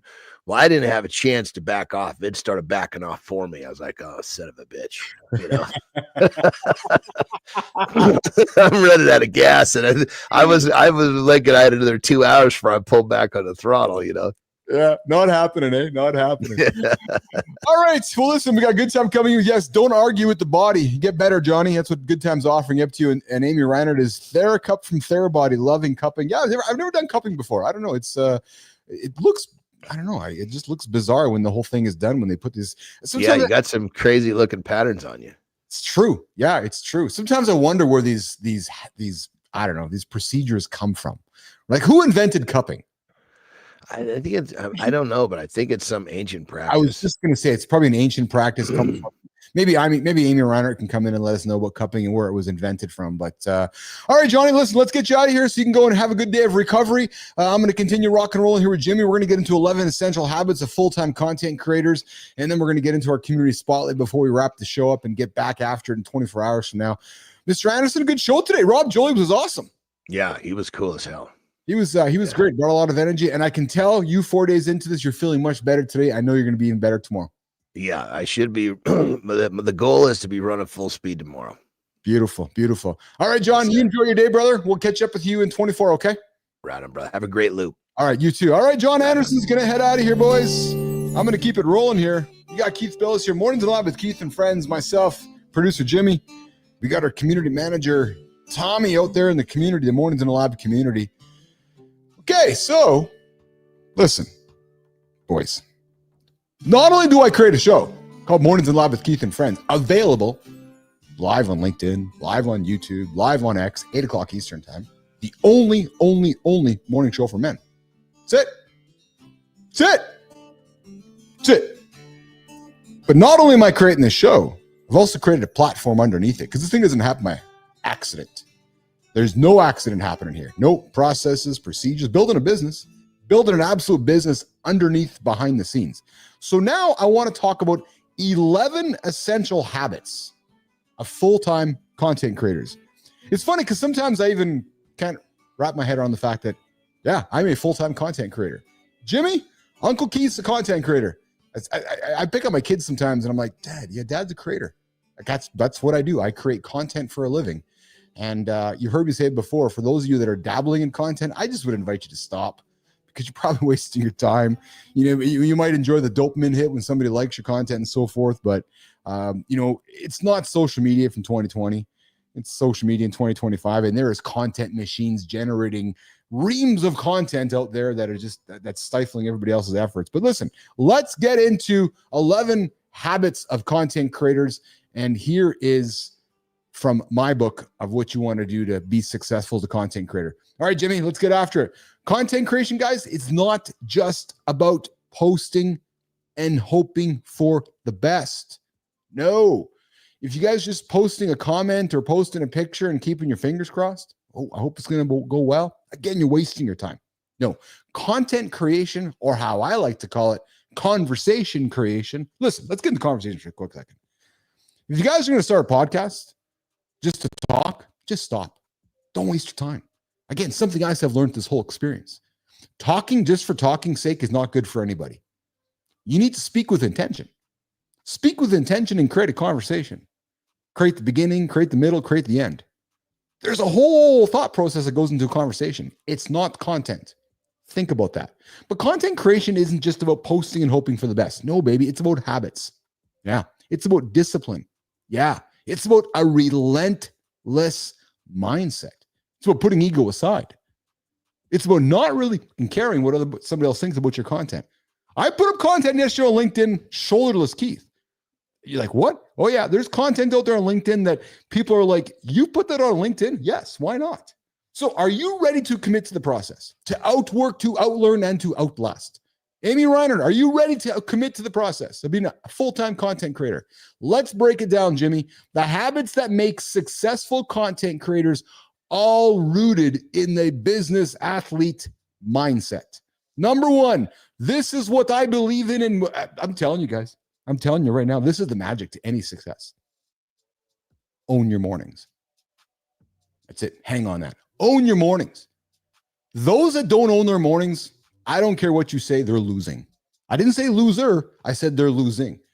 Because if you own your morning, you're going to be ahead of the one that's not. So how do you start your day? Do you hit snooze? Do you scroll? Do you wing it? I would invite you to start your day here on the show with myself, John, and Marty, because we can be that accountability partner we talked about at the beginning of the show. We're here all the time at 8 o'clock Eastern time. Right, Amy? Right, good time? Right, Shinka? We're here. So we're that free accountability partner. So don't hit snooze. Don't scroll. Open up your app. Go to YouTube, Mornings in the Lab channel. Turn us on and start getting after your day. Winners, they own their mornings. That's why we do this show. Move. Movement creates momentum. We plan and then we execute. You know, a lot of entrepreneurs come to me and say, oh, Keith, I got this idea. Good. Execute it. Yeah. The hardest thing is executing. Ideas are plenty. Executing is the difficult thing. Next, guys, live the process. Motivation? No. Motivation? Weak. Discipline. Habit stacking. That is the king. We want discipline, you guys. The best creators, they don't wait for inspiration. I don't wait for inspiration. Nope. I show up every single day. I don't got a choice because I know that in 23 hours from now, you guys are all expecting me to be here again. Why? Because I made the commitment to you guys. I said, I got a morning show. It starts at 8 o'clock Eastern time, not 8:05, not 8:15, 8 o'clock Eastern time. So I don't need inspiration because you guys, I know you're here waiting for me at 8 o'clock. You're expecting me to be here. So small, consistent actions, that is the secret sauce, you guys. You heard Johnny today. Look and stretching. You do your lift, do 2 minutes. Do your lift, do 2 minutes. Do your lift, do 2 minutes. Science suggests 10 minutes a week is going to help your body stretching. Get that stretching in. Lead by example. Listen, you can't fake this shit. You can't. Again, I talk to you guys. Lead by example. What am I doing? I'm getting up every single. I got to get up anyways. People are like, you get this morning show, Keith. Yeah, but I got to get up. I got to wake up. So why not wake up? Why not start the show? Why not be the shepherd instead of the sheep? And why not lead my peers? Why not lead by example? I'm fucking proud of this show, man. I love what we're building here. I love knocking on people's doors saying, hey, we're building the biggest morning show on the planet for men. Yeah, true story. You can't fake this shit. You got to be what you talk about. If you preach fitness, you got to go to the gym. If you're going to preach nutrition, you got to eat good foods. If you're going to be a creator, you got to create. You talk business, you got to build. Listen, people don't follow words. You hear John all the time. Our kids don't listen to us. Our kids watch us. So listen, put the fucking words aside. Create the proof. I'm doing it every single day for you guys. That's the proof. Somebody said to me, Keith, you need some social trust. Pfft, really? I don't know social proof. My social proof's every single day here, 8 o'clock Eastern time. You got to thrive on accountability. Consistent creators thrive on accountability because no one wins alone. I don't do this show alone. I do it with Jimmy. I do it with Melissa. I do it with Tommy. I do it with Johnny. I do it with Marty. I do it with all of you. I do it with Amy. I do it with Shinku, with Good Time. You guys are my accountability. Because I know you guys are checking on me in the morning. You're like, is Keith there? Of course he is. And then we all have a nice sigh. It's like, okay, their loop starts again. Right? You need people who check you when you slack, you guys. That's the power of an accountability partner. Yeah. Come check on me. I'll come check on you. Trust me. Come connect with me. And I say this with tough love, nation. I say this with lots of tough love, but hear me clearly. Weak men make excuses. Strong men, you own your results. You use that emotion. You use that vulnerability. You tap into that mindset that owns results. So I ask you, who's holding you accountable as you're looking to achieve those goals? Listen, build resilient bodies and minds. A weak body, a weak mind, weak output. It is as simple as that. And that's what we talk about here in the lab. You got to take care of your health, mental and physical. I believe physical doesn't happen first. No, baby. Mental happens first. You got to get it up sorted here before you can sort it in the gym. Because if you don't, your content is going to suffer. You put bad food in your body, you got bad words coming out of your mouth. Yeah, it's true. You got two choices. What comes out of your mouth, what goes into your mouth. That's going to affect the content you create or the conversations you have. So I invite you, gentlemen, move, recover, do it again, and show up strong. Get into the loop. And hey, you heard us talk about it yesterday, right? Curiosity creates closeness. Never stop learning, gentlemen. Never. The best creators obsessed with growth. Oh, I love the word obsessed. Oh, I love the word obsessed. When you can be obsessed about something, you win. The best creators, myself, I don't know if I'm the best, but I'm obsessed. I'm obsessed with creating the biggest morning show for men. We study, we test, we adapt. You don't see everything going on behind the scenes, constantly testing, constantly maneuvering, constantly adapting. Because boys, if you're not learning, you are falling behind. And here's the other thing. You got to build your network. Success isn't solo. People aren't coming to you because you think you're great. No. You need to go knock on doors. You heard Rob earlier about the Xerox principles. Knock, knock, knock, knock, knock. The best creators, we collaborate. We connect. We add value. We knock on doors. That's what we do. Your network, you guys, is your next opportunity. You're going to build it, or you're going to sit and pretend you're going to build it. Listen, there's never been an easier time to build a network. Fuck it. Jimmy, I'm going to confess. I got to confess. I'm going to tell you guys how I'm doing it. I'll tell you all. Ears up, ears up, ears up. Listen to what I'm going to tell you next. Because it's actually not rocket. It's hard work, but it's not rocket science. Here's how you do it. LinkedIn. Probably the number one address book on the planet. Yeah, we got Instagram, we got all these social platforms. But on LinkedIn, you can find the human. You can validate the human. You can recognize that they're the human. All right, checkbox. Amy Reinert's a real human. All right, Adam Holroyd's a real human. All right, Good Time's a real human. Now you find the real human, you connect with them, you engage with them. Then you go find the human on the other networks. Yeah, you do it over and over and over. And over time, you become ubiquitous amongst those humans, amongst your ICP. It's not rocket science. It's a lot of work. But your network is your next opportunity. And if you don't have a network, I got an idea for you. Join the show every single day, 8 o'clock Eastern time. It's not a pod. It's a community. It's a community of men. I'm building the largest men's network on LinkedIn and then on every other platform. Think about it. Align with your purpose, you guys. If you're just chasing trends, you're going to burn out. Stop chasing trends from 2000. Stop it. Stop it. Think about trends for 2030. Creators who win build something bigger than themselves. You think this is about me? Fuck off. This ain't nothing about me. Nah, I'm just stern in disguise. Yeah, this is more Ted Turner bullshit. This is not about me. This is about all of you. Yeah, this is something bigger than this morning show. So ask yourself, what's your purpose? And then you hear Johnny talk about this all the time. You got to cut the distraction, boys. You got to cut them all out. Invite those in that help you win. Walk those out that help you lose. Because if it doesn't move you forward, you got to cut it out. True story. Hard decisions, but true story. Those notifications, that useless scrolling, that wasting your time, those distractions, they're killing your success. Look at your calendar. Write down your day. Ask yourself, how many hours you're putting into this? How many hours you're putting into that? Good morning, Jeremy Cunningham. I see you there. Human checking in here. I love that. Focus. Focus is the superpower in the eyes of a creator. Here's something to think about too, guys. Multiple streams of income. One platform, one income stream. Huge risk. Smart creators, we diversify. Brand deals, memberships, courses, consulting. I invite you to think about your business like a table. And ask yourself, how many table legs do you want to have of revenue coming up to the top of that table? Is it one? Might be a rocky table. Is it 4? Is it 3? Is it 5? The more table legs underneath that table, the stronger the foundation of that table. So I would invite you to think, as you're building your business as a creator, you're building a table. Underneath the table, you're building different revenue streams to help you build your business.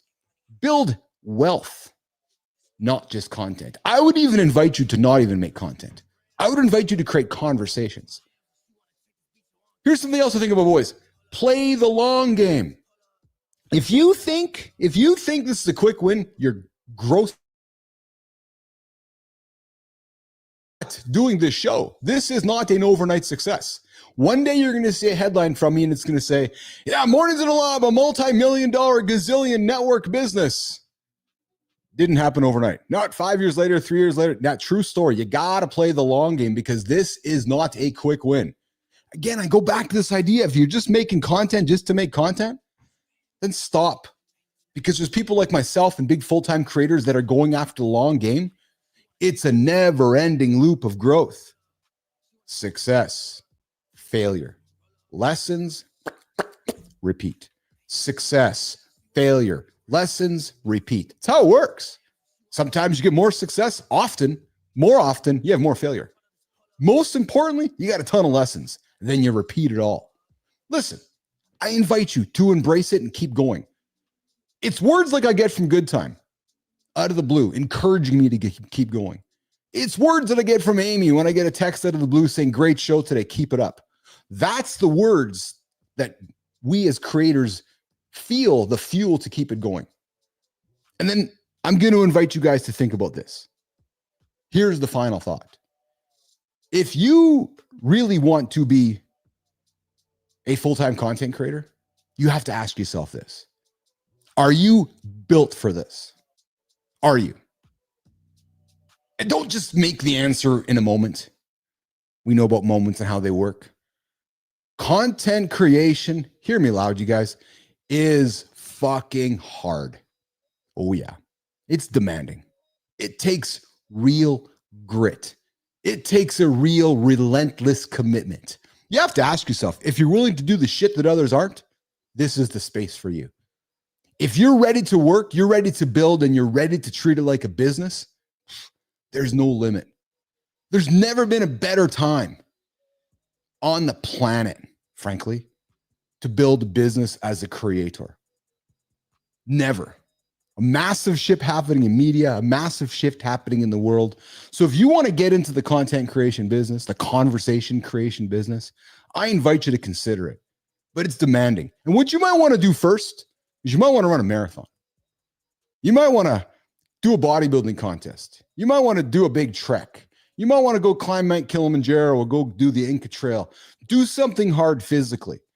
Go and commit to doing 100-day or 90-day or 75 hard. I don't fucking like these challenges, but my point is, do something hard first, physically, over and over and over and over and over before you decide to be a content creator. Because I'll tell you right now, that's going to be easier than being a content creator. Kilimanjaro is easier than being a full-time content creator. Climbing the steps to the Inca Trail is easier than being a content creator. How do I know? I'm doing both. Yeah. So if you're going to be a full-time content creator, ask yourself, are you built for this? Is your family built for this? It is going to be a long journey. It's not going to happen overnight. And if you want to build it on the world of vanity metrics and fakery, I invite you, go ahead. But you're not building a table of a long sustaining business. There you go. That's it. There is your 11 essential habits of a full-time content creator. And a little bit of opinions from Uncle Keith over here.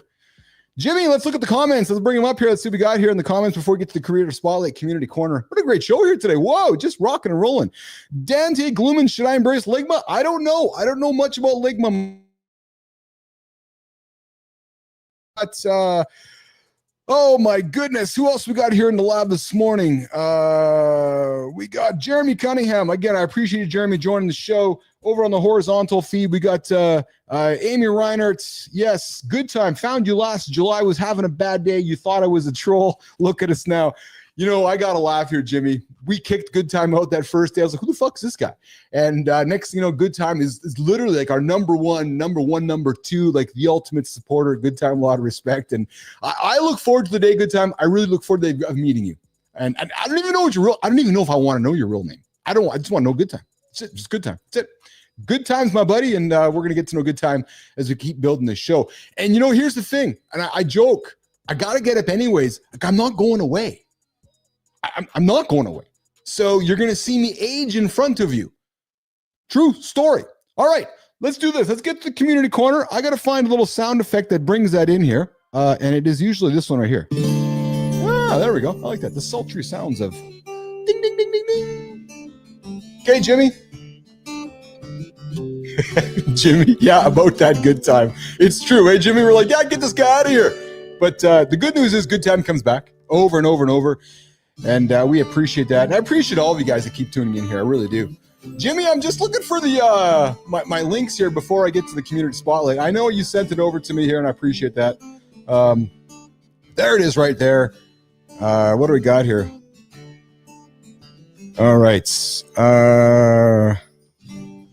Okay, so yeah, Jim, I know. Listen, I know we got a lot we didn't get through today, but that's okay. It's just how we're learning here. Okay, so there it is. There, I got that. I got our Creator Spotlight up here. Yeah. So this is the thing with live. This is what I love about folks that don't like to do live. They're like, oh, but what happens if I have nothing to say? What happens if I'm stumbling along the way? Good, because that's just real life, right? It's just like when I laugh. People go, oh, my kid came into the business meeting today. Yeah, and what happened? Well, nothing. But my boss got mad. Get a new boss. Like, really? Like, fuck, man. It's called life. Shit happens. right? I know we all want authentic experiences. I try to wrap up a really wonderful production, but real life behind it.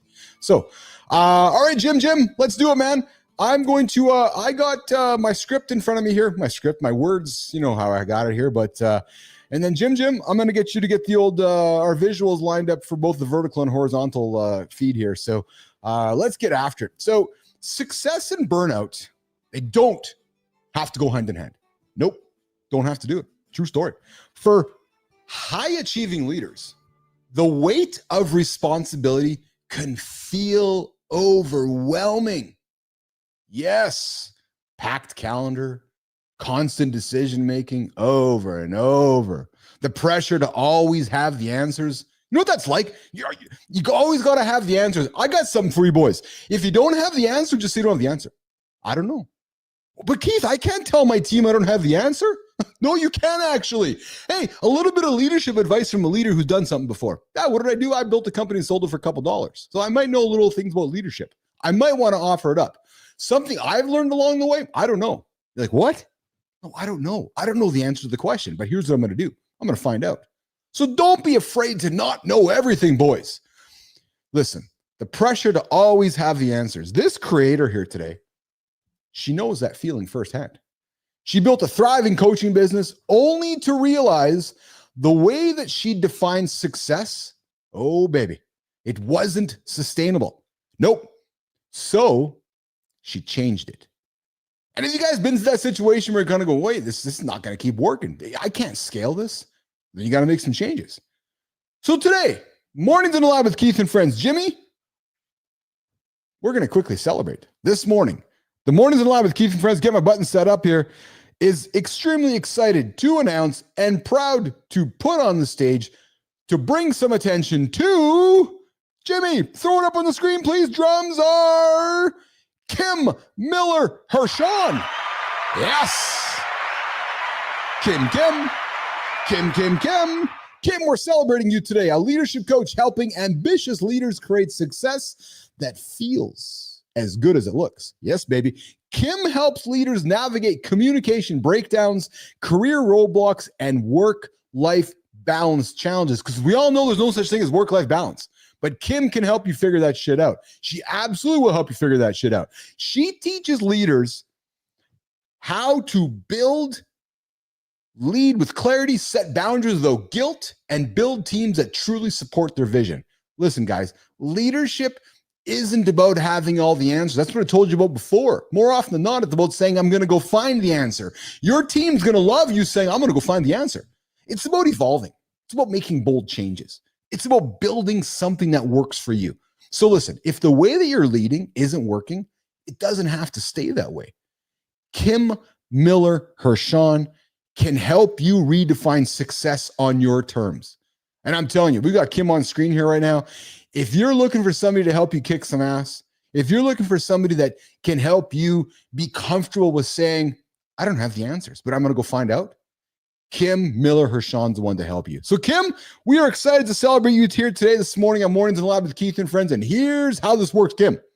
Now that we've celebrated you, we got you on our radar. I know, and I know producer Jimmy knows too, that there's somebody in your orbit, and maybe our community dude, Walter, has even interacted with that person in your orbit. But there's somebody in your orbit we know, Kim, that you would love to celebrate.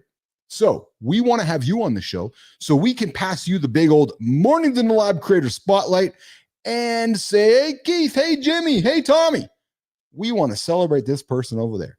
That is the Mornings in the Lab Creator Spotlight with Keith and Friends. Kim, we're here to celebrate you today. And we're looking forward to having you on the show. You're going to see some messages from me in your feed going, hey, get you on the show here. And looking forward to bringing that up there. So, all right. Let me see here the comments here. Yes, good time. That's the part you left out. You have to deal with the trolls and the haters. Yeah, you know what? So good time. I don't mind the holes in the traders, the trolls. Let's just talk about that for a second. When I was building my old business, I invited the trolls and the haters because, as Johnny says, if you're talking smack, you're on the right track. And in my old world of when I was moderating content and creating community for folks, it was often quite fun because the more trolls that came to, create a bunch of misery, the more money we made. So I welcome the trolls. I'm like, yeah, come on, bring it on, bring it on, bring it on, bring it on. And the same thing with this. I know that if folks aren't digging what we're doing, well, they can go somewhere else. But I know if folks are digging what they're doing, we're going to come back. So the trolls and the haters, that's what it's all about. And if there's one thing I've learned from Johnny, if they're talking smack, you are on the right track. Okay, well, I guess, Jimmy, it's time to wrap up, eh? We're going to get the show. So I know we left a few topics on the table here. I'm going to quickly go and do a quick little recap on my screen here. Today, guys, we got into a number of topics here this morning. We got into broken sleep linked to liver disease. We talked about the expert's guide to waxing for men, and we got some advice from Johnny. It's all about the time, right? And sometimes there's just not enough time to get the waxing, and you might want to do a shave. So there's some advice from John this morning on waxing or shaving, but to getting rid of unwanted body hairs. Guys, we also talked about how research shows how long, hard, and often you need to stretch to improve your flexibility. 10 minutes, guys. Get 10 minutes a weekend. Get your stretches in. There's no reason you can't stretch. None at all. How many minutes in a day? 720. How many minutes can you get moving? At least 30. Come on, guys. You can do a stretch in there. I invite you to do your stretch. And come let me know what you stretched. That'd be fun. Let me know what you stretched. Did you touch your toes? Can you crawl? Hey, have you crawled lately? Good time. You got on your hands and knees and crawled? I'd invite you to give it a shot. It's something that we lose sight of as we get older, is this whole idea of crawling. And I'm telling you guys, if you can think about crawling as you're getting older, just like you were when you were a child, that's powerful stuff, man. Crawl. Get on the floor and crawl. There's value in that. All right. We also had Rob Jolies in the lab as well. We talked about the accountability check-in here today.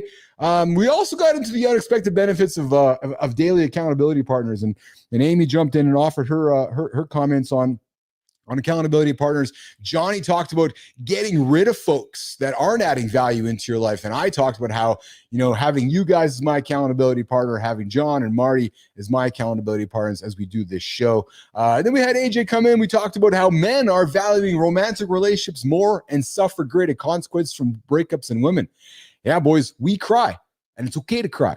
We crave relationships and attention from our wives more than Hollywood and media has taught us, which we all tend to think that it's the women that are the softies, when it's us men. Men embrace it. Embrace your emotions, and it's okay if you're feeling the way you feel. And listen, guys, we know loneliness amongst men is a challenge.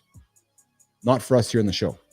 Come knock on my door. Come knock on Johnny's door. Come knock on Marty's door. Trying to create a big community for men. There's no reason we need to be lonely. And then we wrapped it up here, guys, with 11 essential habits of full-time content creators. And so we left a few topics on the table, Jimmy. We'll get after them throughout the rest of the week. I'm really curious about this one, that there's a scientist that theorizes that we may be living 52 million lives in the current simulation. Do you guys ever ask yourselves if you're in a simulation? Or do you think that we're in real life? Have you wondered that? I do. Like, is this reality right now, or are we in a simulation? I don't know. It's quite fascinating to me. And then I got another article here too. It's the misperception of the facial appearance that the opposite sex desires. So again, what we think we desire compared to what we do desire are two different things, right? So we got that article, and we're going to get into that discussion later this week as well. So, all right, Jimmy, Tommy, let's get out of here. It's time to go. Why? I got to go for a piss. Yeah, I've been standing here for 2 hours. So over there, it's pee time for Uncle Keith.